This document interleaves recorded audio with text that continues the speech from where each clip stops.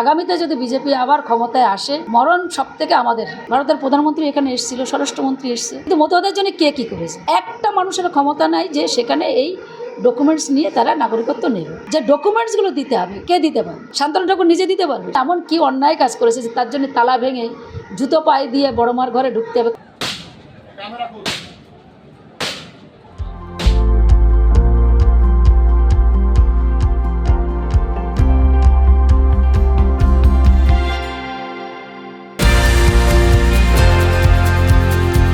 এর দায়টা তো সত্যি সত্যি আমাদেরই। তার কারণ হচ্ছে ভক্তদের ভিতরে যে এটা ঠাকুরবাড়িকে নিয়ে আবেগ, এটা ভক্ত এবং ভগবানের মহামিলনের জায়গা। আর এই গোলমালটা শুনে পিয়ার ঠাকুর এবং বড়মা বীণাপাণি আমার শ্বশুরমশাই শাশুড়ি, এর আগে কিন্তু এই গোলমালটা ছিল না। এই গোলমালটা শুরু হয় 91 থেকে। আমার শ্বশুরমশাই মারা যায় 90-তে, এবং মঞ্জুল কৃষ্ণ ঠাকুর এই বাড়িতে ছিল না। তার দুটো বাচ্চা এই বাড়িতে জন্মগ্রহণ করেনি, এবং তাদের একটাই কথা, যখন 90-তে বাড়ি আসার পরে প্রথম কপিল কৃষ্ণ ঠাকুরে মারতে আসে, আমি তখন মহারাষ্ট্রে। একের পর এই হচ্ছে মানে গোলমাল, মানে ওদের কথা হচ্ছে আমরা এখানে থাকবো না। এবং রাজনীতি, বড় ঠাকুরকে প্রথম রাজনীতিতে গোবিন্দ নস্করকে যখন বলেছিল, রাজ্য সরকারে আমাদের তখন টিএমসি ক্ষমতায় আসেনি, এটা 2011-র আগের কথা আমি বলছি।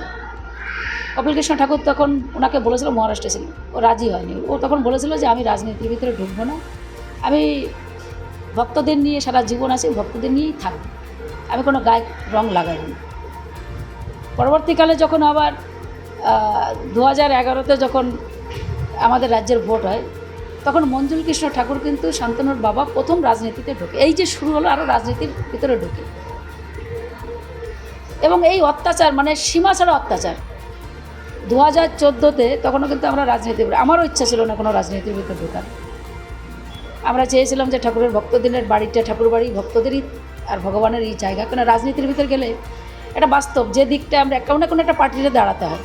যখনই আমরা দাঁড়াবো তখন একটা সাইড আমাদের তো সরে যায়। রাজনীতিতে আমি বলতে পারবো না যে সবটাই যে রাজনীতি তো নয়, প্রথম দিকে এতটা ছিল না। তখন একটাই কথা যে আমরা এখানে থাকবো না, আমরা এখান থেকে আমাকে চলে যেতে হবে। এটা হচ্ছে ওদের পাওয়ার, মানে ক্ষমতা। পুরুষ, আমাদের পুত্র সন্তান নেই, ওদের মঞ্জুলের দুটো ছেলে, ওদের এইটা নিয়ে হচ্ছে চিন্তা যে পুরুষরাই সব কিছু ক্ষমতা দখলের। এবং পরবর্তীকালে যখন রাজনীতিতে এসে, আমরা কোনোদিন রাজনীতির ভিতরে এসে টিএমসিতে আসার পরে কিন্তু আমরা কিন্তু এইভাবে পাওয়ার খাটাইনি। ওদের যে ক্রিয়াকর্মগুলো, ওদের যে চালচলনগুলো আমি কখনোই মিডিয়ার সামনে এটা বলতে চাই না, কেননা উপরে থুতু মারলে আমার গায়ে একটু পড়ে। কারণ আমিও তো এই পরিবারের একজন, হাজার হলে। সেই কারণের জন্য সহ্য করতে করতে তো একটা সীমা আছে। সেই দিনকে তালাটা ভাঙলো, তাহলে আমি তো কোনো উত্তরও দিই না। ওরা আমাদের বলেও না, দরজা বড়, গেটটা খোলা, কাউ ওখানে নেই। তাহলে কী করে বললো যে কার কাছে মিথ্যে কথা? একটা সীমা থাকে তো, যে আমি 10 বার বলেছি, আরে ঠাকুরবাড়ি ভক্তরা ঢুকছে, তাহলে ওরা কেন ঢুকতে পারবে না? সব জায়গায় খোলা।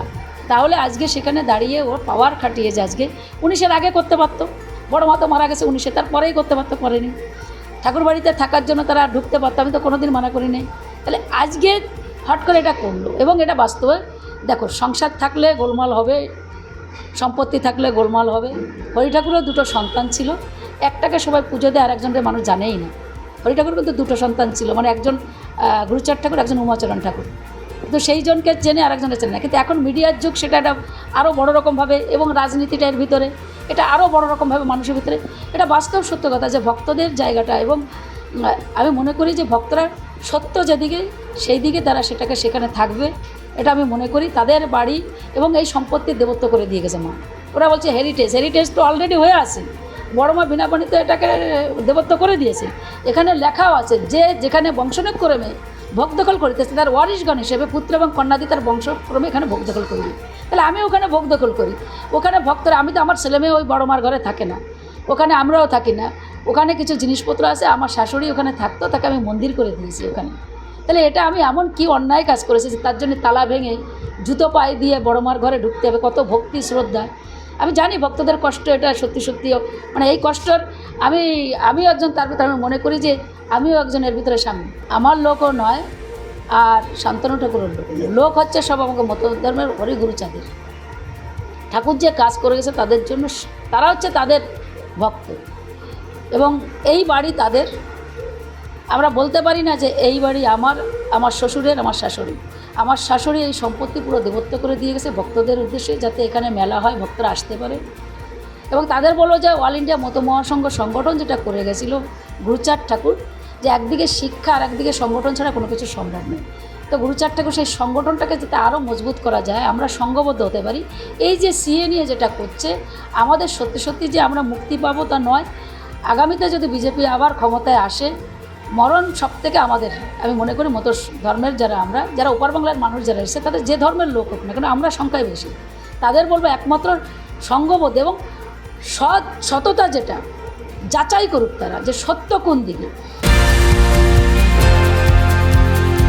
তারা যদি এটা বলতে থাকে, তারা বলতেই পারে। আপনারা তো সাংবাদিক, আপনারা বলুন তো যে ওপার বাংলা থেকে মানুষ এসে যে ধারাগুলো রেখেছে, যে ডকুমেন্টসগুলো দিতে হবে, কে দিতে পারবে?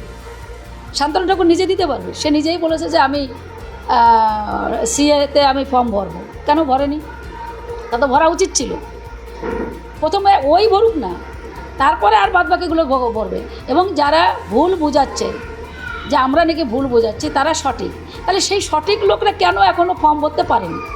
যদি আমরা ভুল বুঝিয়ে থাকি, কেন তারা ভরতে পারেনি? তাকে ভরুক। তারপর আমি তো বলেছি যে কোটি কোটি লোকের না আমি ফর্ম ভরে নেব।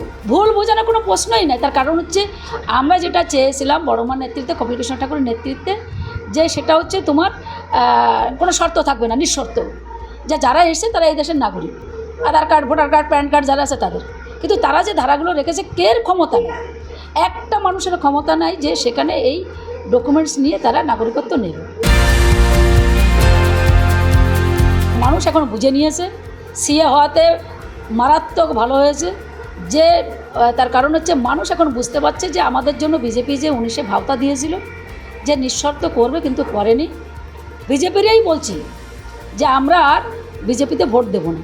এবং যারা বিশেষ করে মতরা, এবারে দেখছেন যে কীভাবে মতরা আজকে বিরুদ্ধে আজকে বিভিন্ন জায়গায় প্রতিবাদ মিছিল হচ্ছে।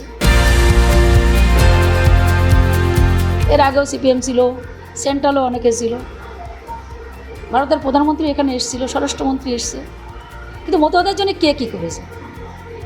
মমতা বন্দ্যোপাধ্যায় যখন সরকার গঠন হয়নি 2006 সালে, তখন রেল মিনিস্টার থাকাকালীন ঠাকুরবাড়িতে যে আদলে মন্দির, সেই মন্দিরে মডেল হিসেবে রেল কাউন্টারে টিকিট কাউন্টারটা করবে। ঠাকুরবাড়ি আসার একটাই রাস্তা ছিল, যাতে ভক্তদেরও অসুবিধা নেই, তার জন্য পাশ দিয়ে আরেকটা রাস্তা করে দেবে, রেল লাইনের পাশ দিয়ে। তারপরে শুরু হলো 2011 থেকে, উনি যখন ক্ষমতায় এসছে তখন থেকে শুরু হলো ঠাকুরবাড়িকে সংস্কার করা। তার আগের থেকে পুকুরটা সংস্কার হয়নি। আজকে ভক্তরা, লক্ষ লক্ষ ভক্তরা চান করতে এসছে কামনা সাগরে, তাদের যে অসুবিধা না হয় তার জন্য মমতা বন্দ্যোপাধ্যায় আজকে সেই তার অর্থ দিয়ে আজকে পুকুরটা বাঁধিয়ে দিয়েছে। তারপরে ইউনিভার্সিটি হরিগুরুচাঁদে নেবে, কলেজ, যেটা দাবি ছিল বহুকালের মানুষের মতো ধর্মের, অল ইন্ডিয়া মতো মহাসংঘের যে আমাদের ঠাকুরের নামে ছুটি ঘোষণা, আজকে সেটা সেই সম্মান হয়। আমার হরি ঠাকুরের আজকে মতো ধর্ম মহামেলায় হরি ঠাকুরকে ছুটি দিয়েছে। উন্নয়ন বোর্ড করেছে। যা সিএ নিয়ে যেটা হয়েছে, যেটা এর আগে তারা চেয়েছিল, ভেবেছিল যে হিন্দু ধর্মে হিন্দুত্ব নিয়ে, তারপরে ওখানে যে তোমার দিল্লিতে সেন্ট্রালে আসে, তাহলে হয়তো শান্তনু ঠাকুরকে ভোট দিয়ে আমরা জিতানোতে, যদি ওখানে যে আমাদের সিএ হয়, নাগরিকত্ব পাই, কিন্তু যা ডকুমেন্ট সেটা তো ক্ষমতা নেই। এটাই আমার এটা মানুষ বুঝে গেছে। এবার তৃণমূলে সব ভোটটা পড়বে।